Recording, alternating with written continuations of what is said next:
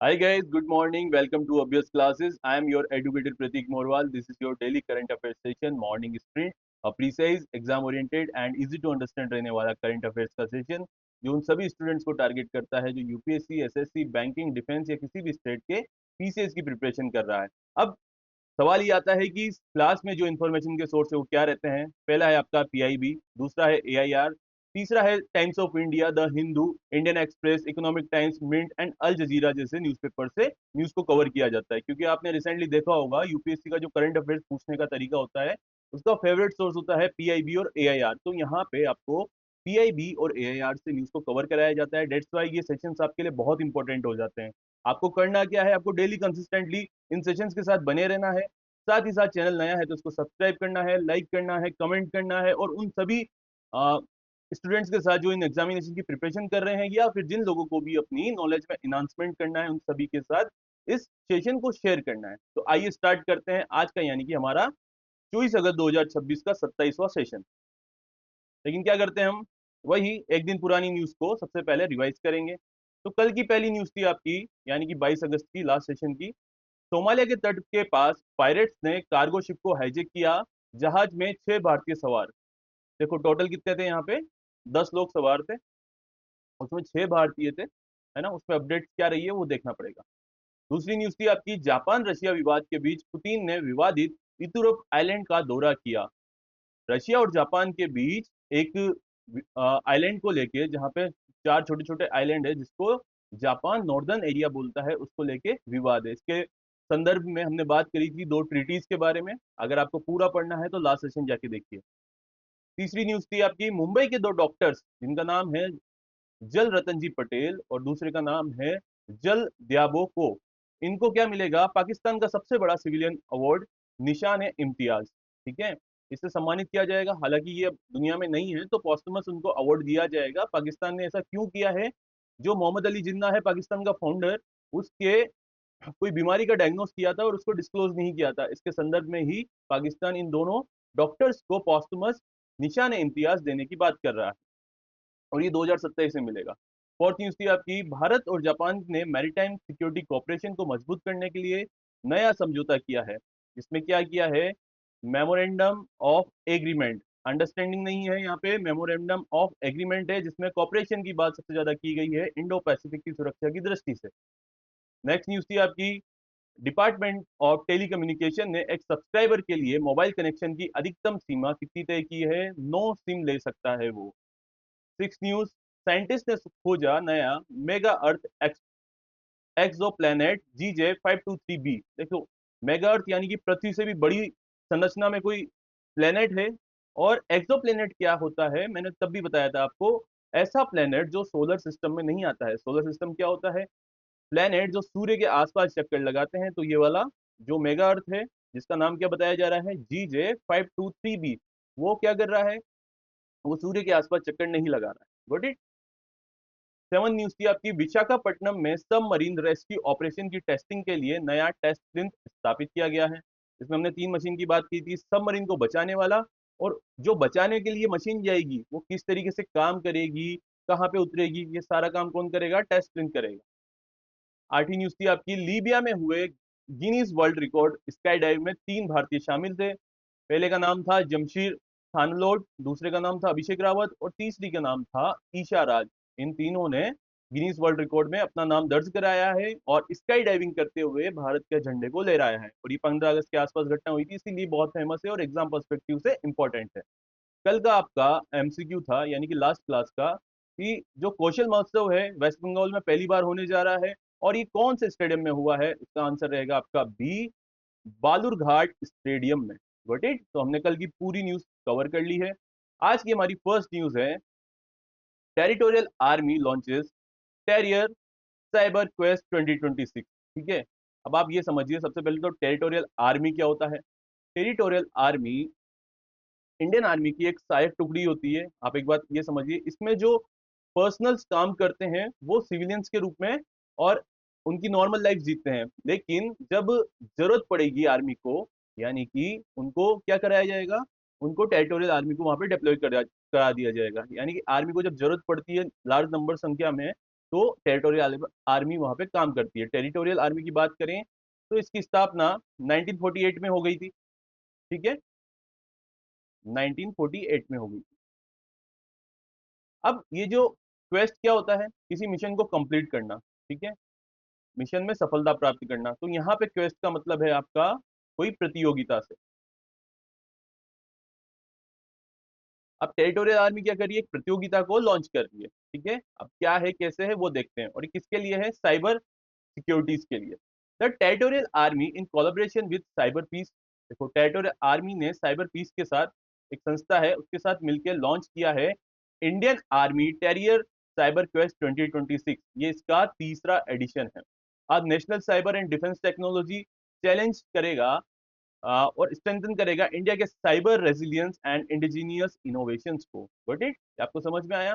इसका ये जो तीसरा एडिशन है टेरियर साइबर क्वेस्ट का, आ, ये मतलब तीसरा एडिशन तो है ही। और ये किस पे काम करता है, साइबर सिक्योरिटी के लिए, आर्टिफिशियल इंटेलिजेंस के लिए और डिजिटल सिक्योरिटी के लिए, जो साथ में लेके आएगा किनको, इसमें कौन काम करेगा या कौन प्रतियोगिता में हिस्सा लेने आएगा। स्टूडेंट्स आ सकते हैं, प्रोफेशनल्स आ सकते हैं, इनोवेटर्स आ सकते हैं और क्रिएटर्स आ सकते हैं। तो ये सभी लोग यहाँ पे पार्टिसिपेट करने आएंगे। The competition has 3 tracks. देखो, ये जो कंपटीशन होगा 3 ट्रैक्स में होगा। पहला है आपका बग हंटिंग। क्या है आपका, बग हंटिंग, यानी कि किसी भी चीज में कोई भी प्रॉब्लम ढूंढना या कोई भी ग्लिच आ रहा है, वो होता है आपका बग। बग हंटिंग करेंगे किसके लिए, साइबर सिक्योरिटी वल्नरेबिलिटी के लिए। Got it. अब दूसरी बात है एआई कवच, मतलब एक ऐसा प्रोटेक्शन बनाना जिससे ना तो डीप फेक्स बन सके, जो भी आप एआई का इस्तेमाल कर रहे हैं उसको प्रॉपर टेक्नोलॉजी के साथ कर सकें, प्रॉपर नॉर्म्स के साथ कर सकें। तो इस तरीके का एक, आप बोल सकते हैं कि गार्ड बनाना है, तो उसको क्या बोलेंगे आप, एआई कवच के सहायता से साइबर डिफेंस सॉल्यूशन ढूंढना। And the national creators challenges. ठीक है, तीसरा कौन सा रहेगा, नेशनल क्रिएटर्स चैलेंजेस, किसके लिए, अवेयरनेस करेगा कैंपेन्स के लिए against deep fakes, fishing and miss information. तो ये 3 ट्रैक में ये कंपटीशन होने वाला है। नेक्स्ट देखते हैं इसमें रजिस्ट्रेशन जो होंगे इसके, ये 30 जुलाई से ही ओपन हो गए हैं कि इसमें कौन कौन पार्टिसिपेट करेगा। और इसका जो डेडलाइन है वो कितना बढ़ा दिया है, अब 31 अगस्त 2026 तक बना दिया है। आपको भी अगर पार्टिसिपेट करना है तो उसमें रजिस्टर कर सकते हैं। Online short listing will be held from 1 to 10 सितंबर। जो रजिस्टर्ड करेंगे उसमें से शॉर्ट लिस्टिंग की जाएगी 1 से 10 सितंबर के बीच में। और उसका, इस कंपटीशन का जो ग्रैंड फिनाले है न्यू दिल्ली में होगा 6 से 8 अक्टूबर को। और 9 अक्टूबर को इसका कंक्लूडिंग सेरेमनी स्टार्ट हो जाएगा। ठीक है, द इनिशिएटिव प्रमोट्स, ये जो इनिशिएटिव है क्या प्रमोट करता है, civil military technology collaboration, talent identification and indigenous solution for future cyber threat. अभी हमें एआई के लिए विदेशों पे सहायता लेनी पड़ती है, जिसमें हम बात करें यूरोप, यूएसए और अदर कंट्रीज की, हमें टेक्नोलॉजी का इस्तेमाल करना पड़ रहा है। तो इंडिया ये चाहता है कि आने वाले समय में हम एआई का इस्तेमाल करने वाले बस कंज्यूमर ही बन के नहीं रह जाएं, हम इसके इनोवेटर्स भी रहें, हम नई नई टेक्नोलॉजी को खुद भी एडवांसमेंट में लेके आए और नई नई चीजों को लेके आए। ठीक है, reflecting the growing importance of AI enabled cyber defence and information security in national security. ठीक है, तो ये सारी चीजें किसके लिए करी जा रही है, क्योंकि टेरिटोरियल आर्मी के द्वारा की जा रही है। तो आर्मी का रिलेशन किससे होता है, देश की सिक्योरिटी के लिए। तो ये जितना भी प्रोग्राम चलाया जा रहा है टेरर साइबर क्वेस्ट 2026 के लिए, ये इंडिया की सिक्योरिटी के लिए मेनली शॉर्ट लिस्टेड किए जाएंगे वहां से, जो इसमें पार्टिसिपेट करेगा और जीतेगा।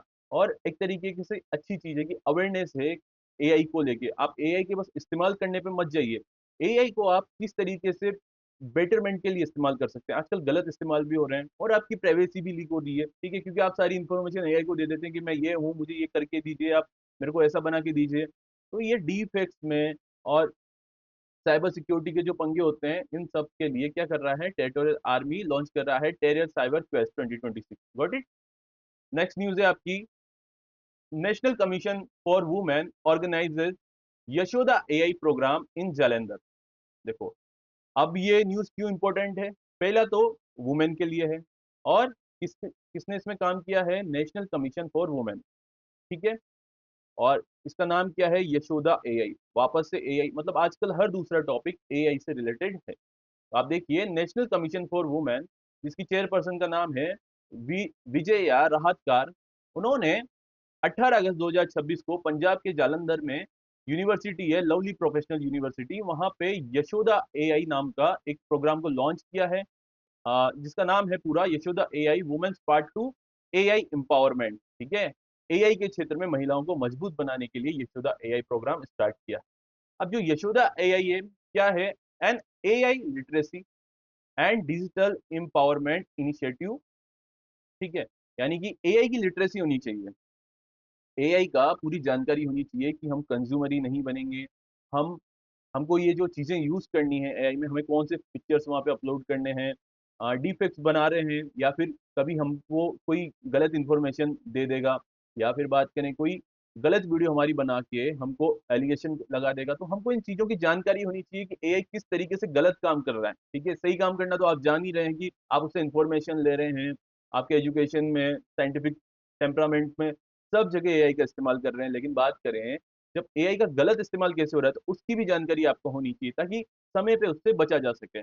और डिजिटल एम्पावरमेंट ये मेनली किसके लिए किया जा रहा है? ये सेमी अर्बन और रूरल क्षेत्र में जो भी महिलाएं रहती है उनके लिए एक इनिशिएटिव किया गया है, क्योंकि जो मेट्रो सिटीज में महिलाएं रहती हैं उनको तो ये चीजें पता है और एडवांस है वो टेक्नोलॉजी के मामले में, लेकिन जो सेमी अर्बन क्षेत्रों में रहती है या रूरल क्षेत्रों में रहती है उन महिलाओं को इन चीजों के बारे में पता नहीं है। इसीलिए क्या किया जा रहा है, यशोदा एआई के थ्रू इनको एआई लिटरेसी और डिजिटल एम्पावरमेंट दिया जाएगा, जो फोकस करेगा किस पे?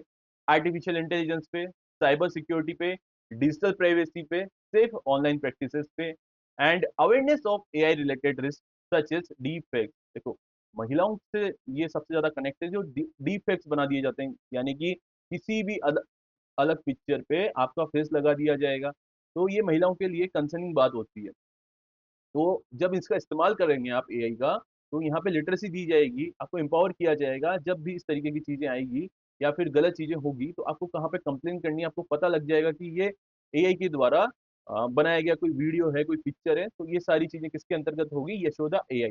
ये इसका दूसरा एडिशन है। ठीक है, the initiative was originally launch, ये इनिशिएटिव जो है यशोदा एआई, ये कहाँ पे लॉन्च किया गया था? 22 मई 2025 को महात्मा ज्योतिबा फुले रोहिलखंड यूनिवर्सिटी, जो कि है बरेली उत्तर प्रदेश में, वहां पे ये लॉन्च किया गया था। अब इसका दूसरा एडिशन है ये, with support from future shift lab. यहाँ पे किसका सपोर्ट हो रहा है? फ्यूचर शिफ्ट लैब का।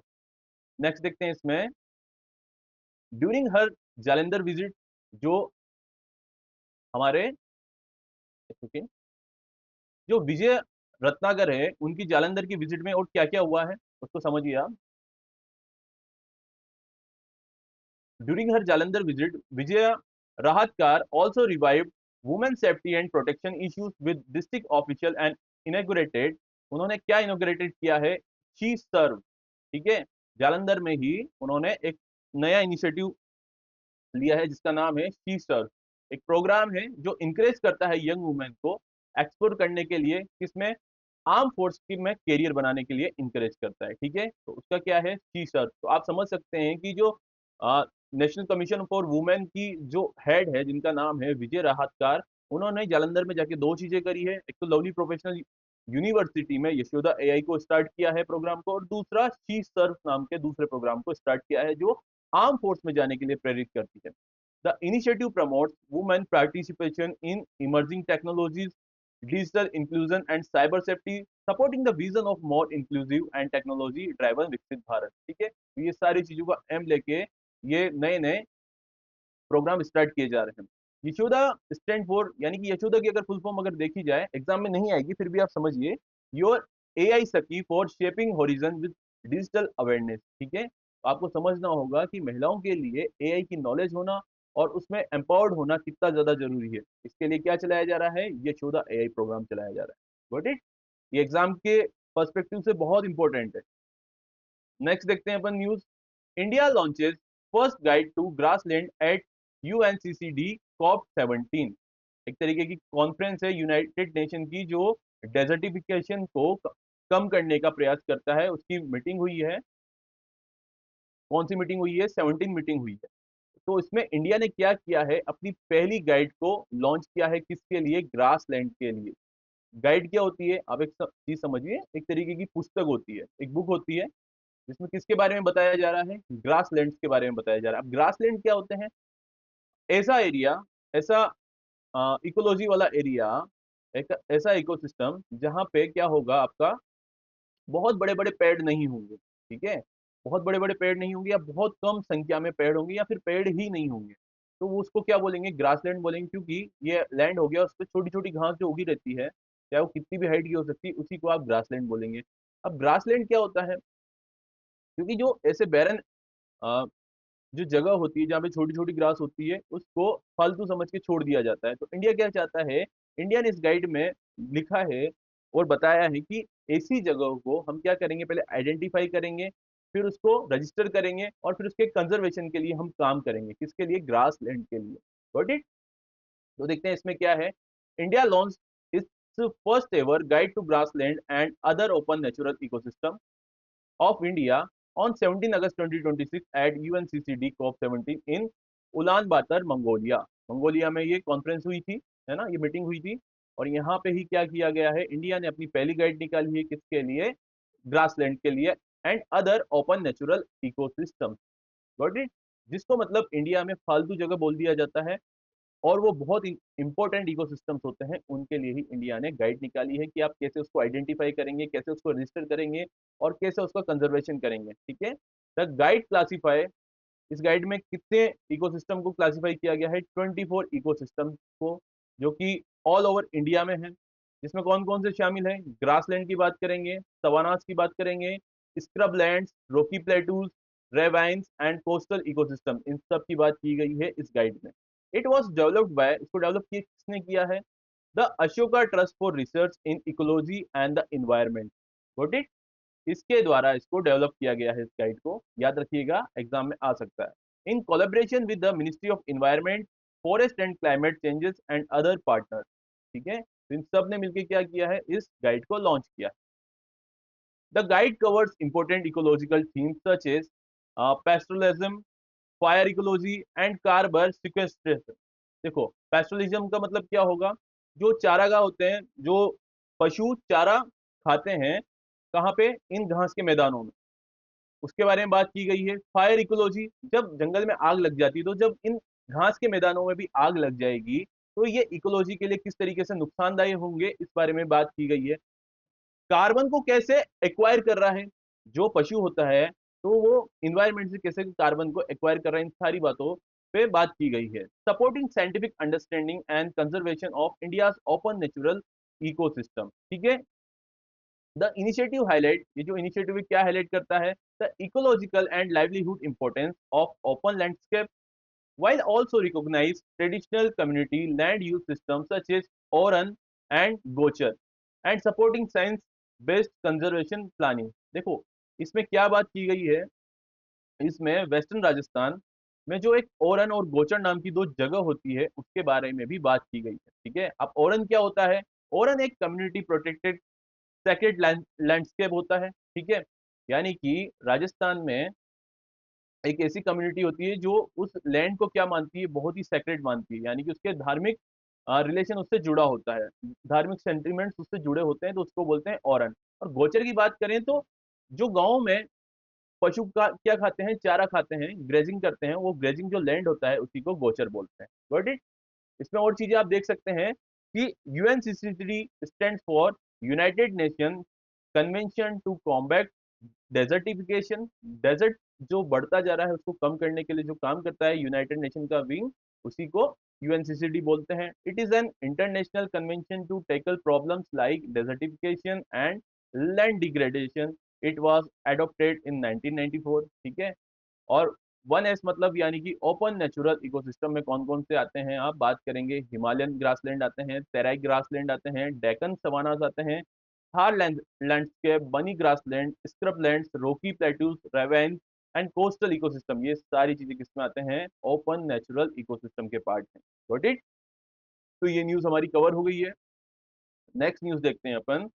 Supreme Court reduce judicial service practice requirement to 1 year. ये बहुत बड़ा जजमेंट आया है एक, और बहुत एक अच्छी खुशखबरी है इनके लिए जो नए नए वकील साहब बने हैं। Got it.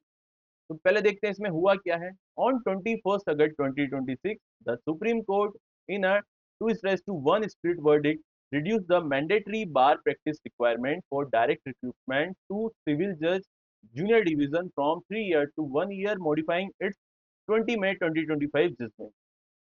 अब आपको इसको इजीली समझाते हैं। देखो, 20 मई 2025 को सुप्रीम कोर्ट का एक जजमेंट आया था जिसमें बोला गया था कि अगर आपको सिविल जज बनना है जूनियर डिवीजन का, तो उसके लिए आपको क्या करना पड़ेगा, 3 साल की बार प्रैक्टिस करनी पड़ेगी। यानी कि आपको बार बार काउंसिल का पहले तो मेंबर बनना पड़ेगा और उसके बाद आपको कोर्ट में जाके प्रैक्टिस करनी पड़ेगी। लेकिन अभी क्या हुआ है, अभी 21 अगस्त को सुप्रीम कोर्ट ने एक अपना वर्डिक्ट दिया है जिसमें 3 जज शामिल थे, और जज में क्या हुआ, दो ने तो सपोर्ट किया है कि ये जो 3 साल की जूनियर डिवीजन पे बार प्रैक्टिस है उसको बंद करके 1 साल कर दिया जाए। और एक व्यक्ति ने क्या बोला है, एक जज ने क्या बोला है कि नहीं, इसको 3 साल ही रखते हैं। तो अब इसमें क्या वोटिंग हुई, इसमें दो जज वाले जीत गए, और क्या वर्डिक्ट निकल के सामने आया है कि अब जो प्रैक्टिस होगी सिविल जज बनने के लिए वो कैसे होगी, 1 साल की होगी। अब ये सिविल जज कैसे बनता है, पर्टिकुलर एग्जाम होता है, एग्जामिनेशन के थ्रू ही बनता है। लेकिन उस एग्जामिनेशन में बैठने का क्राइटेरिया होता था पहले कि आपको 3 साल बार प्रैक्टिस करनी पड़ेगी।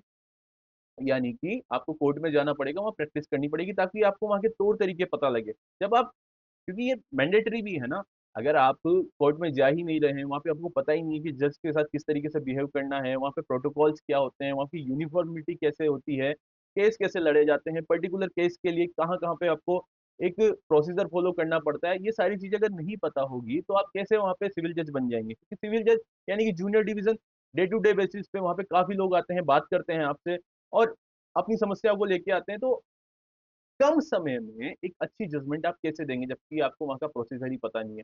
तो बार प्रैक्टिस पहले 3 साल की करनी पड़ती थी, लेकिन अब एक आर्ग्यूमेंट सामने आया था कि 3 साल बहुत ज्यादा हो जाते हैं, आप इसको 1 साल ही कर दीजिए। तो अभी इसको क्या कर दिया गया है, 1 साल कर दिया गया है। For recruitment notification issued between 20 May 2025 and 31st March 2027, the court waived the prior practice requirement. देखो कोर्ट ने क्या किया है कि अब 20 मई 2025 से लेके 31 मार्च 2027 तक जितने भी नोटिफिकेशन आए हैं सिविल जज बनने के लिए, तो उसमें क्या करेंगे, वेव कर दिया है कोर्ट ने। यानी कि आपको कोई क्या बोलते हैं, कोई सर्टिफिकेशन की आवश्यकता नहीं है। सर्टिफिकेशन यानी कि 3 साल का हो, 1 साल का हो, किसी की भी आवश्यकता नहीं है, ठीक है। Allowing fresh law graduate to applying during this transitional period. Transitional period यानी कि 3 साल से 1 साल का जो प्रैक्टिस है उसको ही ट्रांजिशनल पीरियड बोलते हैं। और उसके लिए जो काम किया जा रहा है वो 20 मई 2025 से 31 मार्च 2027 के बीच में किया जाएगा। तो वहां पे आपको कोई भी डॉक्यूमेंट की आवश्यकता नहीं होगी कि हमने इतने साल की प्रैक्टिस करी हुई है।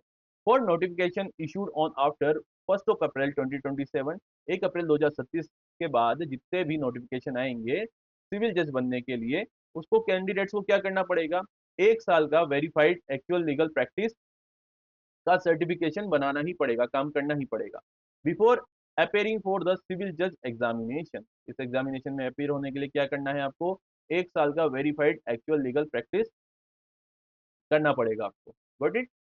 और इसमें क्या प्रावधान है वो भी देखते हैं। आफ्टर सिलेक्शन, जब आपका सिलेक्शन हो जाता है एक बार एग्जाम देने के बाद, पहले तो आपको 1 साल की ट्रेनिंग करनी पड़ेगी, यानी कि वहां पे कोर्ट में आपको जाना पड़ेगा, काम करना पड़ेगा। उसके बाद अगर आप एग्जाम दे के सिलेक्शन हो जाता है तो कैंडिडेट को क्या करना पड़ेगा, उसके बाद 1 साल का intensive training at the state judicial academy में। ठीक है, 1 साल की ट्रेनिंग कहाँ पे होगी, स्टेट जुडिशियल एकेडमी में होगी।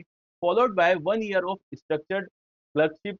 उसके बाद 1 साल की स्ट्रक्चर्ड क्लर्कशिप होगी जिसमें आप एक बात समझिए, पहले 3 साल का हो रहा था, अब 1 साल तो आपको कोर्ट में देना पड़ेगा, उसके बाद एक साल आपको देना पड़ेगा स्टेट जुडिशियल एकेडमी में। फिर उसके बाद जो 1 साल है उसका पहले 6 महीना कहाँ देना पड़ेगा, under a district and session जज के साथ।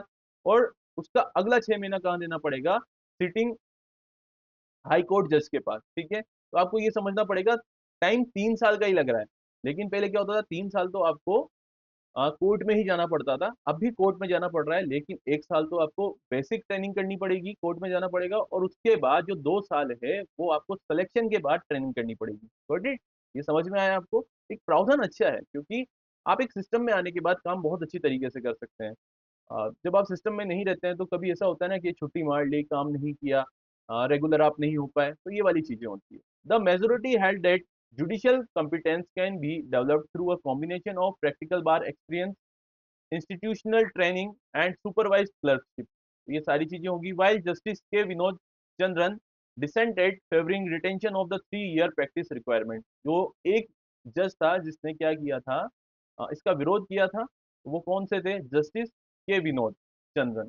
Got it? ये रहे आपके, ये आपके सूर्यकांत हो गए, ये आपके जस्टिस एंथोनी हो गए।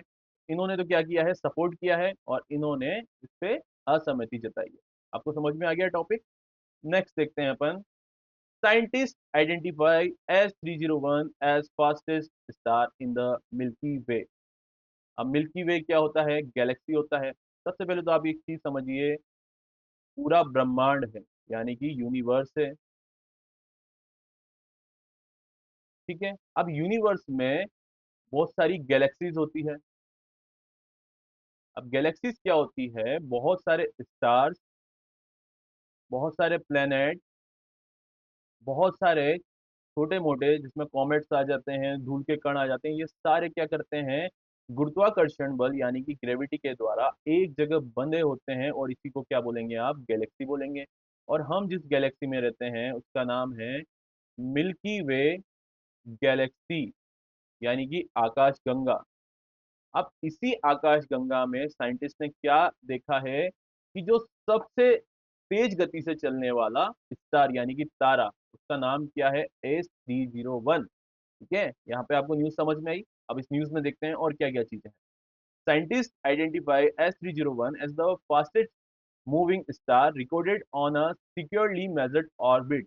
देखो कौन से ऑर्बिट में? सिक्योरली मेजर्ड जो ऑर्बिट है, यानी कि देखिए, ये जो ऑर्बिट होता है, एक ही लाइन में चक्कर लगाते रहना, और जो लेन होती है उसी को आप ऑर्बिट बोलते हैं। तो ये जो स्टार है क्या कर रहा है? इस ऑर्बिट के पास, इस ऑर्बिट में चक्कर लगा रहा है। Got it? और इसकी स्पीड कितनी है? 25,000 किलोमीटर पर सेकेंड, यानी कि एक सेकंड में ये 25,000 किलोमीटर को कवर कर रहा है। और रफली 8% of the speed of light, speed of light का 8% ही कवर कर रहा है। जो लाइट की स्पीड है वो कितनी मानी जाती है? 3 लाख के किलोमीटर पर सेकंड के हिसाब से मानी जाती है। Got it? The star follows a highly elliptical orbit around Sagittarius A. ये जो स्टार है कौन सा इलेप्टिकल पार्ट को कवर कर रहा है? देखो ये जो शेप है वो होगी आपकी इलेप्टिकल, ठीक है। और ये इसको कवर कर रहा है। अब आप यहाँ पे क्या देखेंगे? एक गड्ढा देखेंगे, इसको क्या बोलेंगे हम? हमारी मिल्की वे गैलेक्सी में ब्लैक होल बोलेंगे। अब यहाँ ब्लैक होल है तो ये क्या करता है? इसका घनत्व यानी कि डेंसिटी इतनी ज्यादा होती है कि आसपास जितनी भी चीजें होती है उसको अपनी ओर खींचता है और उनकी स्पीड बढ़ाता है। तो ये जो तारा है जिसका नाम है S301, ये तारा क्या कर रहा है? ये इसके आस बहुत पास में, इसलिए इसकी स्पीड बहुत ज्यादा है। Got it? The supermassive black hole at the centre of the Milky Way which has a mass of about 4.3 million sun. देखो इसका मास कितना है, मतलब ये कितना बड़ा है, आप ये समझिए कि जो हमारा सूर्य है जिसके चारों ओर पृथ्वी चक्कर लगाती है, सौर मंडल में जितने भी ग्रह हैं उसके चक्कर लगाते हैं, तो उस सूर्य से 4.3 मिलियन बड़ा ये संरचना है जो ये ब्लैक होल है। इसीलिए इसका एक चक्कर पूरा करने में 25,000 किलोमीटर पर सेकेंड की स्पीड के बाद भी ये जो तारा है S301, इसको कितना समय लगता है? 8.7 साल का, यानी कि 8.7 ईयर्स का इसको समय लगता है। At its closest approach passes within 12 astronomical units about 1.8 billion kilometre of Sagittarius A. ठीक है, तो मतलब इतनी डिस्टेंस तो हमें लग रही है, लेकिन ये ब्रह्मांड के हिसाब से ज्यादा डिस्टेंस नहीं होती है 1.8 बिलियन किलोमीटर की, इसीलिए इसकी गति बहुत ज्यादा। Got it? आपको समझ में आया? नेक्स्ट देखते हैं इसमें। The discovery announced on 19 August 2026 in a study publish in nature. देखो एक बुक में इसको छापा गया है नेचर में। Was based on observation using the, इसमें काम किसने किया है? European Southern Observatory's very large telescope interferometer at Paranal observatory Chile. ठीक है, यहाँ से इसको देखा गया है टेलीस्कोप के through. And earlier speed record claim for S4714, जो पहले की स्पीड थी 24,000 किलोमीटर पर सेकेंड, ये कब नापी गई थी? 2020 में, जिसका नाम क्या था? S4714। ठीक है, अब क्या हो गया है? S301 फास्टेस्ट स्टार हो गया, making S301 the fastest star with securely verified orbit. ठीक है, इसमें काम करता है ये, इस ऑर्बिट में। आपने देख लिया कि अब एक पहला ऐसा तारा बना है जिसकी स्पीड कितनी है 25,000 किलोमीटर पर सेकेंड, जिसका नाम है S301। नेक्स्ट न्यूज देखते हैं अपन। अगेन स्पेस से रिलेटेड है। Sophie Adenot becomes first French women to walk in space. देखो, एक महिला का नाम है सोफी एडिनोट, और ये क्या बनी है, पहली फ्रांस की महिला बनी है जिन्होंने स्पेस में वॉक किया है। वॉक यानी कि वहां पे चलते नहीं है, कोई काम करने ही जाते हैं, आप ये समझिए, रैंप वॉक नहीं हो रहा है वहां पे। यूरोपियन स्पेस एजेंसी एस्ट्रोनॉट, ये जो एस्ट्रोनॉट है कहाँ की है, यूरोपियन स्पेस एजेंसी की एस्ट्रोनॉट है जिनका नाम है सोफी एडोन। ये बनी है पहली फ्रेंच वुमेन और दूसरी European women to perform space walk on 18 August 2026, making a historic contribution to European human space flight. Got it. ये तो इन्होंने किया है, और ये क्यों किया है, कैसे किया है, इसको समझते हैं। She conducted US space walk 97। ठीक है। अब ये स्पेस वॉक 97 ईवीए क्या होता है, ये एक एक्स्ट्रा विकुलर एक्टिविटी होती है outside the international Space station. International Space station सबको पता है कहाँ पे स्पेस पे है। तो क्या हुआ है कि वहां के स्पेस स्टेशन के बाहर कोई तकनीकी समस्या आ गई थी। अब तकनीकी समस्या को सुधारने के लिए, ऐसा तो है नहीं पृथ्वी से बैठे बैठे वहां काम हो जाएगा, तो उस समस्या को सुधारने के लिए बाहर निकलना पड़ा। तो बाहर कौन निकला है, बाहर निकली है एक तो सोफी एडिनोट निकली है, और दूसरे निकले हैं नासा के जो एस्ट्रोनॉट है अनिल मेनन। इन दोनों ने निकल के क्या किया है, वहां पे काम किया है। जो समस्या आ रही, समस्या क्या आ रही थी कि जो भी इंफॉर्मेशन ले रहे थे स्पेस से, तो वो कहाँ पे नहीं जा रही है, वो पृथ्वी पे सीधी नहीं पहुंच पा रही है। तो वहां पे कोई, आप यूं समझिए, वायरिंग और एंटीना में मिस्टेक हो गई थी, तो उसको सुधारने गए। तो अभी क्या वो प्रॉब्लम को इन्होंने सुधार दिया है क्या, नहीं, उस प्रॉब्लम को अभी सुधारा नहीं है। आप एक बात समझिए कि जब भी इलेक्ट्रिशियन आता है, जब उससे प्रॉब्लम नहीं सुधरती है तो क्या करता है, एक तरीके से जुगाड़ कर देता है कि अभी तो मैंने इसको तार को बांध दिया है, मैं कल आके इसको प्रॉपर जांच करके इसको कर दूंगा। अभी यही हुआ है कि इनसे प्रॉब्लम का तो सोल्यूशन नहीं हुआ है, इन्होंने टेम्परेरी बेसिस पे उसको काम कर दिया है, ताकि जो प्रॉब्लम क्रिएट हुई है उससे इंटरनेशनल स्पेस स्टेशन पे कोई परेशानी ना आए। अब ये बाहर चले गए, इसका मतलब ये बहुत इजी थोड़ी ना है स्पेस में बाहर जाना।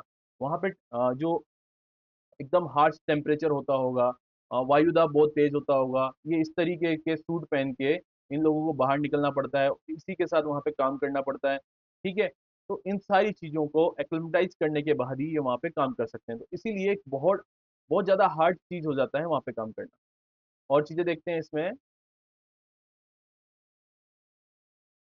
द मेन ऑब्जेक्टिव, देखो ऑब्जेक्टिव क्या था मैंने बता दिया आपको।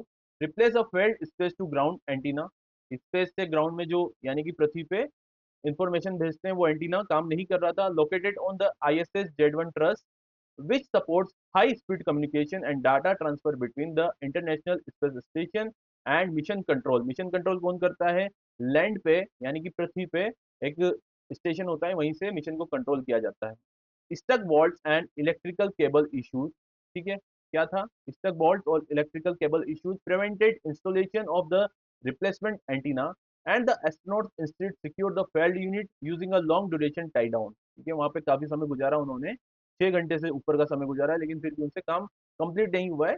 क्या प्रॉब्लम हो गई थी, बोल्ट वहां पे स्टक हो गए थे, इलेक्ट्रिकल जो केबल्स है वहां पे उसमें इशू आ रहा था, तो ये सारी चीजें हो रही थी। The mission was the 282 space walk in ISS history. International Space Station से 282वीं ये वॉक थी कहाँ पे, स्पेस में।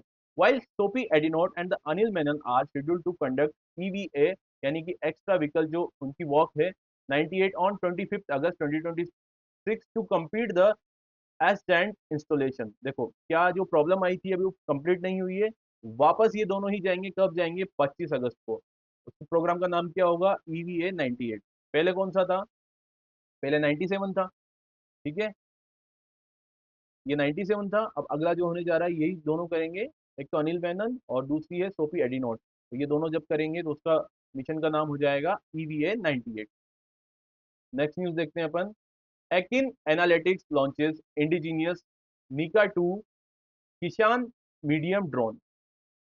देखो एक ड्रोन की लॉन्चिंग हुई है, और इस ड्रोन की लॉन्चिंग हुई है तो इसमें क्या विशेषता है, पहली तो ये है कि ये फार्मर्स के लिए इस्तेमाल किया जाएगा, अपने आप एग्जाम पर्सपेक्टिव से इम्पोर्टेंट है। और जो इसको लॉन्च किया है, जिस स्टार्टअप ने लॉन्च किया है, उसको मेनली कौन चलाता है, उसको वुमेन चलाती है।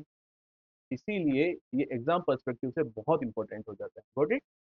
एकिन एनालिटिक्स एक क्या है, Hyderabad based women lead deep tech and defence technology startup है, जिसने क्या किया है, उद्घाटन किया है किसके साथ, शिवराज सिंह चौहान के साथ, जो कि यूनियन मिनिस्टर है, किसके हैं, वही फार्मर्स वेलफेयर के, एग्रीकल्चर सेक्टर के और रूरल डेवलपमेंट के उनके यूनियन मिनिस्टर हैं।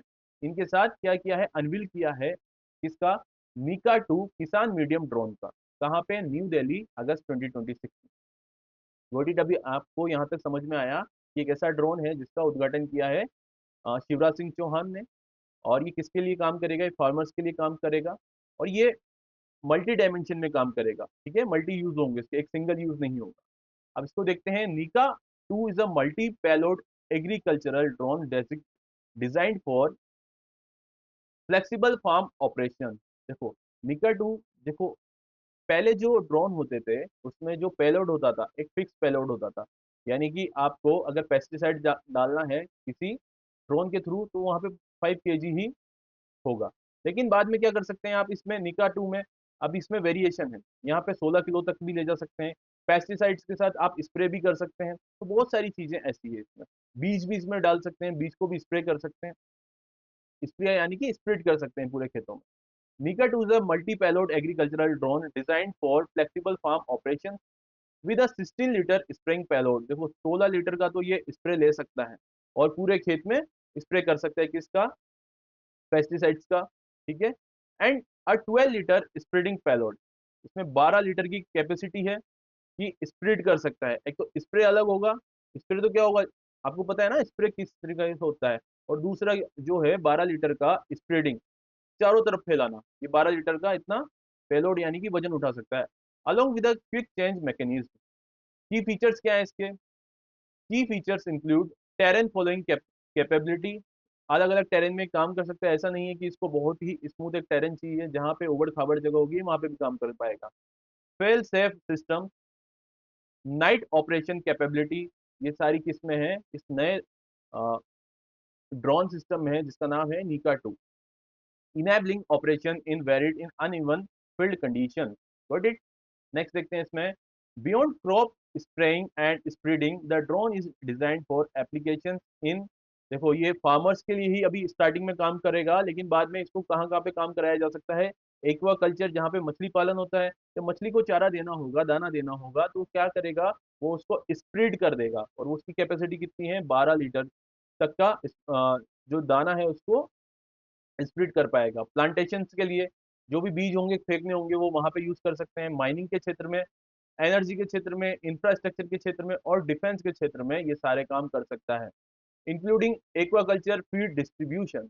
द लॉन्च सपोर्ट, ये जो लॉन्च है सपोर्ट करेगा इंडिया के इंडिजीनियस ड्रोन इकोसिस्टम को और टेक्नोलॉजी ड्राइव एग्रीकल्चर को, while highlighting women led tech innovation and the make in India go global approach. ठीक है, ये सारी चीजें इससे सार्थक होती है।